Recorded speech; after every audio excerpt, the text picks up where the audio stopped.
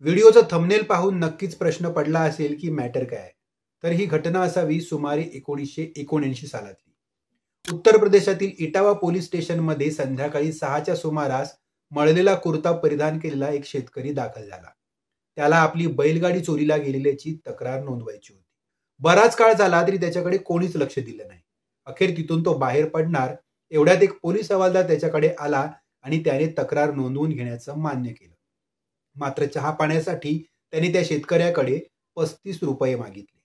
ते त्याला देण्यात देखील आले.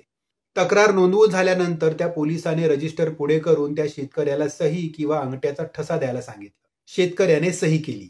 ती सही होती चौधरी चरण सिंग या नावाची आणि त्यानंतर त्यांनी खिशातून एक शिक्का काढला. तो शिक्का होता प्रधानमंत्री भारत सरकार या नावाचा.